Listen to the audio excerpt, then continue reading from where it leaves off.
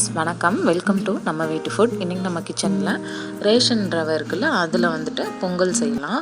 கொஞ்சம் செய்கிறதுக்கு கஷ்டமாக தான் இருந்தது, ஆனால் எப்படியோ ஃபைனலாக நல்லா செஞ்சு முடிச்சாச்சு. வாங்க அது எப்படி பண்ணுறதுன்னு நான் உங்களுக்கு கூடயும் ஷேர் பண்ணிக்கிறேன். இப்போ நான் ஒரு பாத்திரம் அதுக்காக அடுப்பில் வச்சுட்டு சூடானதும் ஒரு 2 கரண்டி அளவுக்கு நெய் சேர்த்துருக்கேன். நெய் நல்லா சூடாகட்டும். சூடானதும் கொஞ்சமாக துருவின இஞ்சி, வாசனைக்காக ஒரே ஒரு பச்சை மிளகாவை விதை நீக்கிட்டு சேர்த்துருக்கேன். கூடவே கொஞ்சமாக கருவேப்பிலை சேர்த்துக்கலாம். சேர்த்துட்டு எல்லாத்தையும் லைட்டாக பொரிய விட்டுறலாம் நெய்யிலேயே. அடுப்பு வந்துட்டு சிம்லேயே போட்டுக்கோங்க.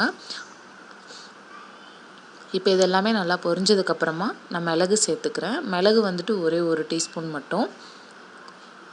இதையும் லைட்டாக அப்படியே பொரிய விட்டுட்டு அதுக்கப்புறமா சீரகம் சேர்த்துக்கலாம். சீரகம் வந்து ஒரு 2 ஸ்பூன் அளவுக்கு நான் சேர்த்துக்கிறேன். இப்போ இது எல்லாத்தையும் சேர்த்துட்டு நம்ம நல்லா கிளறி விட்டுறலாம். நல்லா பொரிஞ்சு வரட்டும். இதை நார்மலாக நம்ம உப்புமா செய்வோம்ல, அந்த ரவை கொஞ்சம் பெருசாக இருக்கும். அதில் நம்ம செய்யும்போது நமக்கு சுலபமாக இருக்கும். இது வந்து ரொம்ப பொடுசான ரவை, அதனால் கொஞ்சம் செய்கிறதுக்கு கஷ்டமாக தான் இருந்தது. இப்போ அந்த டம்ளரில் நான் 1 டம்ளர் அளவுக்கு நான் ரவை எடுத்திருக்கேன். நல்லா வாசனை வர வரைக்கும், லேசாக அப்படியே கலர் மாற வரைக்கும் அப்படியே வறுத்து எடுத்துக்கலாம். ஆனால் கொஞ்சம் அடிப்பு தீராமல் பார்த்துக்கோங்க. இப்போ இது எல்லாமே நல்லா இந்த மாதிரி கிளறி விட்டுடலாம். நீங்கள் ஏற்கனவே ரவையை வறுத்து வச்சுருந்தாலும் இந்த மாதிரி நெய்யில் போட்டு ஒரு 1 or 2 minutes வறுத்தீங்க அப்படின்னா வாசனையும் டேஸ்ட்டும் கொஞ்சம் நல்லாயிருக்கும். இதுக்கு வந்துட்டு நான் பாசிப்பருப்பு வேக வச்சு எடுத்திருக்கேன். பாசிப்பருப்போட அளவு பார்த்திங்கன்னா 1 டம்ளர் ரவைக்கு 1/4 டம்ளருக்கு ஒரு 2 ஸ்பூன் அளவு கம்மியாகவே இருக்கும். இதோட ரேஷியோ பார்த்திங்கன்னா நம்ம 5:1 அந்த மாதிரி சேர்க்கலாம். அப்போ தான் கரெக்டாக இருக்கும். இல்லைன்னா கொஞ்சம் பருப்பு கூட இருக்கிற மாதிரி இருக்கும். இப்போ அரிசி அப்படின்னா அதுக்கு வந்து 2 டம்ளருக்கு 1 டம்ளர் அளவு பருப்பு போடணும். இதுக்கு வந்து 5:1 போட்டோம் அப்படின்னா தான் நல்லாயிருக்கும். இப்போ பருப்பு வந்து நான் எதுவுமே சேர்க்கலை. கொஞ்சமாக எண்ணெய் மட்டும் விட்டு பொங்கி வராமல் இருக்கிறதுக்காக கொஞ்சம் தண்ணி சேர்த்து வேக வச்சு எடுத்து வச்சுருக்கேன். இது வந்து நல்லா குலைவாக நமக்கு வெந்திருக்கணும். இப்போ அதை ரவையில் போட்டு நம்ம நல்லா கிளறலாம். இப்போ இது கிளறும் போது தான் நமக்கு லேசாக அப்படியே கட்டித்தட்ட ஆரம்பிக்கும். அது இல்லாமல் பார்த்துக்கிட்டோம் அப்படின்னா கொஞ்சம் நல்லாயிருக்கும். கைவிடாமல் கிளறணும். இப்போ இது எல்லாமே நம்ம நல்லா கலந்ததுக்கப்புறமா தண்ணி சேர்த்துக்கலாம். தண்ணி பார்த்திங்கன்னா நான் அந்த பருப்பு ரவை எல்லாம் சேர்த்து 1.25 டம்ளர் அளவுக்கு இருக்குது இல்லையா, நான் தண்ணி வந்துட்டு 2.5 டம்ளர் எடுத்திருக்கேன். அப்படியே டபுள் பண்ணிக்கிட்டேன்.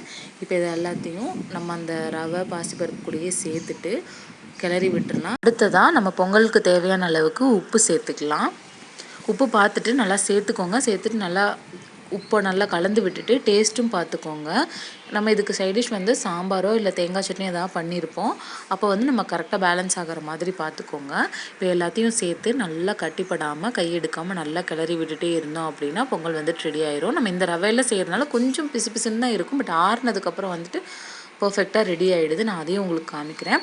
இப்போ பொங்கல் வந்துட்டு ஓரளவுக்கு நல்லாவே ரெடி ஆகிடுச்சு. இது கூட வந்துட்டு நம்ம 1 ஸ்பூன் அளவுக்கு நெய் சேர்த்துக்கலாம். சேர்த்துட்டு மறுபடியும் நல்லா நம்ம கலந்து விடணும்.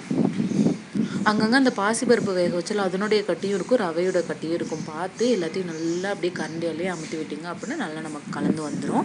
இப்போ நான் வந்து 1 ஸ்பூன் அளவுக்கு நெய் சேர்த்துட்டு மறுபடியும் நல்லா கலந்து விட்டுறேன். நம்ம எப்பவுமே இந்த கேசரி மாதிரி தான் லாஸ்ட்டாக நம்ம கொஞ்சம் நெய் சேர்த்துட்டு பெரட்டணும் அப்படின்னா தான் அந்த பாத்திரத்தில் ஒட்டாமல் பர்ஃபெக்டான கன்சிஸ்டன்சி நமக்கு கிடைக்கும். அதுக்காக தான் பாருங்கள், பொங்கல் வந்துட்டு ரெடி ஆகிடுச்சு அப்படின்னா இந்த மாதிரி பாத்திரத்தில் ஒட்டவே ஒட்டாது. அவ்வளோதான், சூப்பரான ரவா பொங்கல் ரெடி ஆகிடுச்சு. இதே நம்ம கடையில் வாங்குற அந்த கொஞ்சம் பெருசாக இருக்கிற ரவையாக இருந்ததுன்னா இந்த அளவுக்கு ரிஸ்க்காக இருக்காது. டக்குன்னு உப்புமா செய்வோம்ல, அதே மாதிரியே செஞ்சிடலாம். இப்போ இது பிளேட்டிங் பண்ணிவிட்டு பார்க்கலாம். பாருங்கள், இது கூட நாங்கள் சாம்பார் வச்சு தான் சாப்பிட்டோம். டேஸ்ட் நல்லா இருந்தது. இதே மாதிரி நீங்களும் ட்ரை பண்ணி பாருங்கள். பார்த்துட்டு எப்படி இருக்குது அப்படிங்கிறத மறக்காமல் என் கூட ஷேர் பண்ணிக்கோங்க. இந்த வீடியோ பிடிச்சிருந்தா வீடியோக்கு ஒரு லைக் கொடுங்க. ரெசிபி பிடிச்சிருந்தா ஃப்ரெண்ட்ஸ் அண்ட் ரிலேட்டிவ்ஸ் கூட ஷேர் பண்ணுங்கள். மறக்காமல் நம்ம சேனலை சப்ஸ்கிரைப் பண்ணி பக்கத்தில் பெல் ஐக்கானையும் கிளிக் பண்ணி வச்சுக்கோங்க. Thank you friends. தேங்க்ஸ் ஃபார் வாட்சிங்.